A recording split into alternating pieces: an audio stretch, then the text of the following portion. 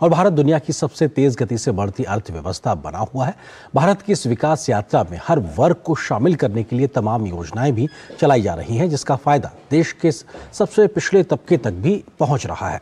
लेकिन बीते दिनों आई वैश्विक हंगर रिपोर्ट में भारत की एक अलग ही प्रकार की तस्वीर पेश करने की कोशिश की गई। भारत ने इस रिपोर्ट को पूरी तरीके से खारिज किया है और इस प्रकार की रिपोर्ट की विश्वसनीयता और उसके तरीके पर भी गंभीर सवाल खड़े किए हैं। बीते दिनों जारी ग्लोबल हंगर इंडेक्स रिपोर्ट में भारत को बाकी देशों के मुकाबले काफी नीचे स्थान दिए जाने की रिपोर्ट को भारत सरकार ने पूरी तरह से खारिज कर दिया है। सरकार ने कहा कि ये रिपोर्ट सही तथ्यों पर आधारित नहीं है और इसमें त्रुटिपूर्ण तरीके से आंकड़ों को लिया गया है और ये रिपोर्ट भारत की वास्तविक स्थिति को सही पेश नहीं करती।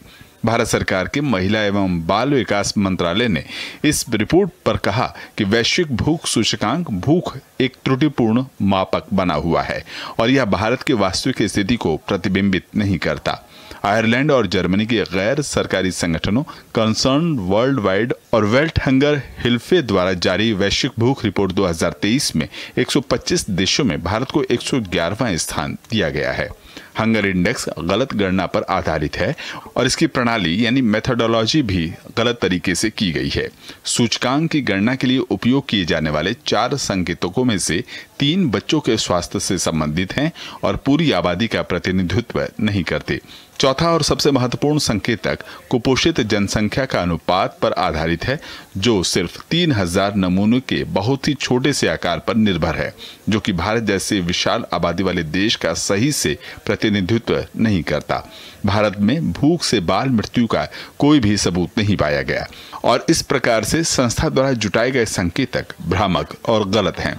कोरोना महामारी के समय भारत सरकार ने 80 करोड़ लोगों को 28 महीने तक 1118 लाख मीट्रिक टन खाद्यान्न उपलब्ध कराया, जो कि दुनिया का सबसे बड़ा खाद्य सुरक्षा कार्यक्रम है। केंद्र सरकार ने कहा कि भारत को बदनाम करने के लिए कई बार इस प्रकार की भ्रामक रिपोर्ट के माध्यम से कोशिशें की जाती रही हैं, ताकि गलत तस्वीर पेश करके देश की छवि को नुकसान पहुंचाया जा सके। इस बीच देश के खिलाफ पूर्वाग्रह से ग्रसित रिपोर्ट के सामने आने के बाद राजनीति भी शुरू हो गई। जहां विपक्षी दलों ने इस रिपोर्ट को लेकर सरकार को घेरने की कोशिश की है, तो वहीं भाजपा ने इस प्रकार की रिपोर्ट की वैधानिकता पर ही सवाल खड़े किए हैं। जब कोई पक्ष में बात आती है इस सरकार के, तो बड़ा उदाहरण देखते हैं कि विदेशों में डंका बज रहा है।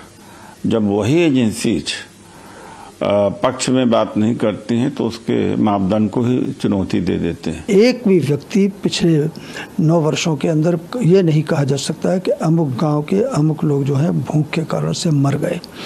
मुझे कांग्रेस काल का भी इतिहास याद है कि देश के तमाम हिस्सों में आदिवासी क्षेत्रों में लोग भूख के कारण मरते थे। ये भारतीय जनता पार्टी की सरकार है, आदरणीय मोदी जी की सरकार है। देश बदल रहा है। पिछले 9 वर्षों में एक भी व्यक्ति कहीं पर भी उदाहरण के तौर भी ये नहीं कहा चर्चा में आया कि भूख के कारण से कोई मर गया है। इस बीच सरकार ने कहा कि महिलाओं और बच्चों के स्वास्थ्य और पोषण पर देश में बहुत बड़े पैमाने पर तेजी से काम हो रहा है, जिसका फायदा देश के करोड़ों लोगों को मिल रहा है और इस प्रकार के अच्छे बदलाव को इस हंगर इंडेक्स रिपोर्ट में शामिल नहीं किया गया है। Bureau report, DD news.